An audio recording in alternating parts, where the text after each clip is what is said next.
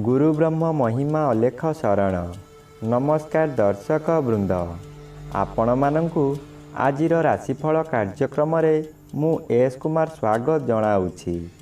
प्रतिदिन निजर राशिफल जानिबा पाई गुरुकृपा यूट्यूब चैनल को सब्सक्राइब करंतु और पाखरे थिबा बेल आइकन को प्रेस करी ऑल नोटिफिकेशन ऑन करी दियंतु, जहा फलरे आमे जेतेबेले वीडियो अपलोड करिवो प्रथमे आपण वीडियो देखि पारिबे। आमर यही वीडियो रे आपण संपूर्ण पंचांग सहित मेष ठारू मीन पर्यंत 12 गोटी राशिर राशिफल विषय रे जानि पारिबे। वीडियो को दयाकरी शेष पर्यंत देखंतु। वीडियोटी भल लागिथिले वीडियो को लाइक करंतु एवं आपणक प्रियजन पाखु शेयर करी जणांतु। एबे आसंतु जानिबा आज दिनर संपूर्ण पंचांग विषय रे। आज 2022 मसीहा मार्च मास 9 तारिख बुधवार, दिल्ली स्वराद सन 1429 साल, स्वाधीन भारताब्द 75 वर्ष, महिमाद 195 वर्ष। उत्कल गजपति श्री श्री गजपति दिव्यसिंहदेव महाराजांकर 64 अंक। सौरस्व फाल्गुन मास 25 दिन, चांद्रमते फाल्गुन शुक्ल पक्ष सप्तमी तिथि। आजिर सूर्योदय विरजा क्षेत्र को 6 घंटा 2 मिनिट, कुंभ लग्न 3 दंड 13 लिता गते उदय। आजिर सूर्यास्त विरजा क्षेत्र को 5 घंटा 49 मिनिट, सिंह लग्न 4 दंड 31 लिता गते अस्त।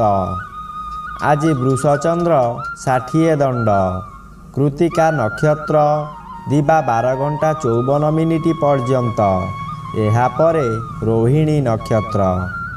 आज जन्मित शिशुर वृष राशि, वैश्यवर्ण, दानवगण दिबा 12 घंटा 54 मिनिट परे नरगण। आज मृत व्यक्तिर 2 पाद पुष्कर दोष एवं दिबा 12 घंटा 54 मिनिट परे 1 पाद पुष्कर दोष। आजिर निषिद्ध खाद्य आज ताल भक्षण निषेध अटे। अमृत जोग प्रातरु दिबा 7 घंटा 36 मिनिट मध्य एवं दिबा 2 घंटा 10 मिनिट गते 3 घंटा 3 मिनिट मध्य, संध्या 5 घंटा 56 मिनिट गते रात्रि 9 घंटा 2 मिनिट मध्य एवं रात्रि 1 घंटा 20 मिनिट गते शेष रात्रि 5 घंटा 20 मिनिट मध्य। आजिर माहेंद्र जोग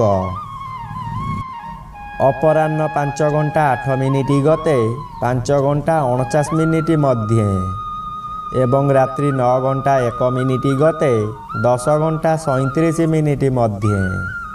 आजिर काल बेला दिबा 8 घंटा 54 मिनिट गते 10 घंटा 28 मिनिट मध्य। आजिर बार बेला दिबा 12 घंटा 2 मिनिट गते 1 घंटा 36 मिनिट मध्य। आजिर काल रात्रि रात्रि 2 घंटा 16 मिनिट गते 3 घंटा 46 मिनिट मध्य। आजिर राहु काल दिबा 12 घंटा ठारू 1 घंटा 30 मिनिट मध्य। गुलिक लग्न दिवस बेला चतुर्थ भाग, रात्रि बेला सप्तम भाग। आज बिछा राशिर घात चंद्र, मध्याह्न ठारू मकर राशिर घात नक्षत्र, घात तिथि नाही। कर्कट राशिर घात बार।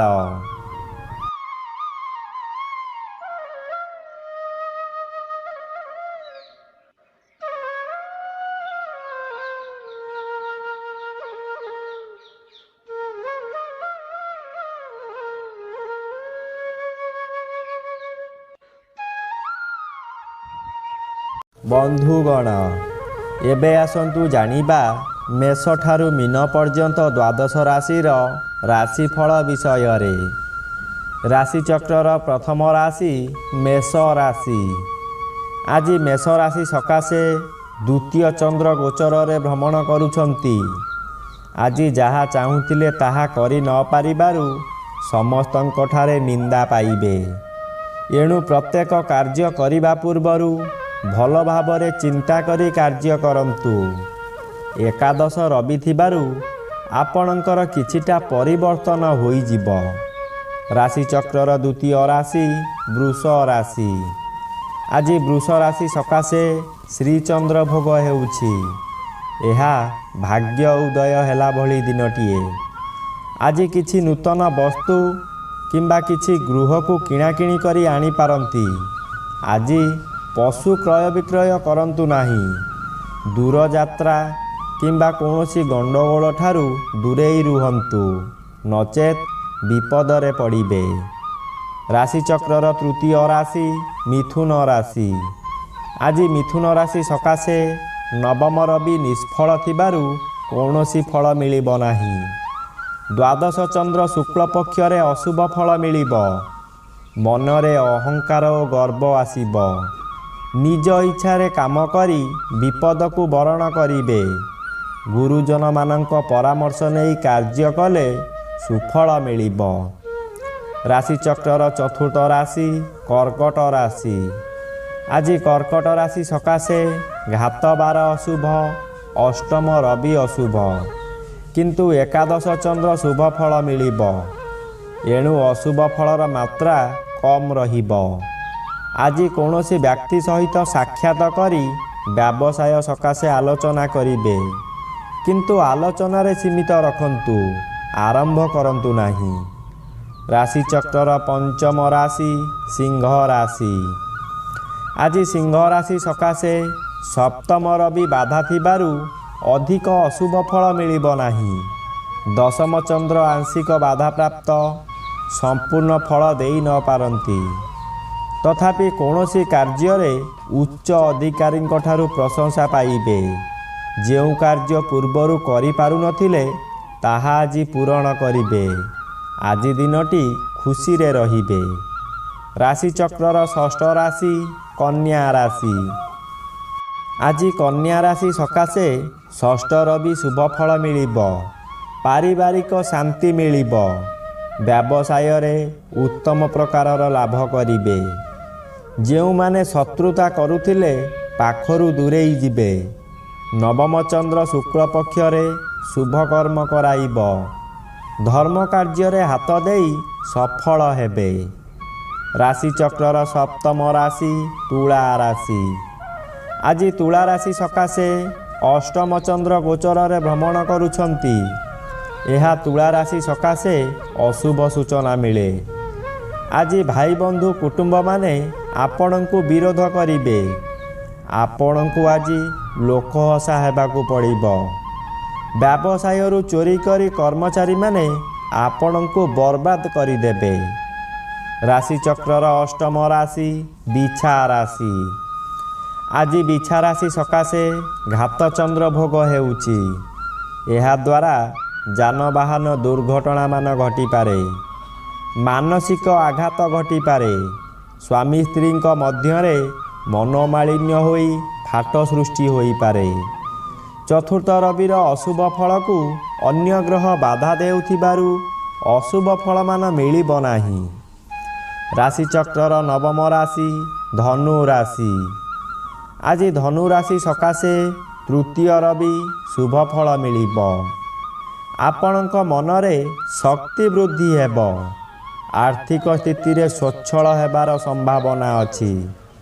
ଷଷ୍ଠ ଚନ୍ଦ୍ର ଆଂଶିକ ବାଧାପ୍ରାପ୍ତ, ତଥାପି ଆପଣଙ୍କର ଶତ୍ରୁମାନେ ଆପଣଙ୍କୁ ଦେଖି ଭୟ କରିବେ। ଜୋକ ମୁହଁରେ ଲୁଣ ଦେଲା ପରି ହେବ।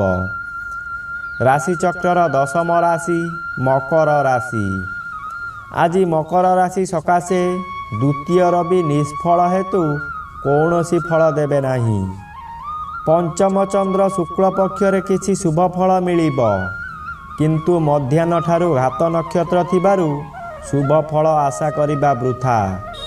ଏପରି ସ୍ଥିତି ଆସିବ ଯେ ଆପଣ ଜ୍ଞାନହରା ହୋଇଯାଇ କିଛି ଅଘଟଣ କାର୍ଯ୍ୟ କରି ବସିବେ। ଲୋକ ନିନ୍ଦା ମିଳିବ। ରାଶିଚକ୍ରର ଏକାଦଶ ରାଶି କୁମ୍ଭ ରାଶି। ଆଜି କୁମ୍ଭ ରାଶି ସକାଶେ ଜନ୍ମ ରବି।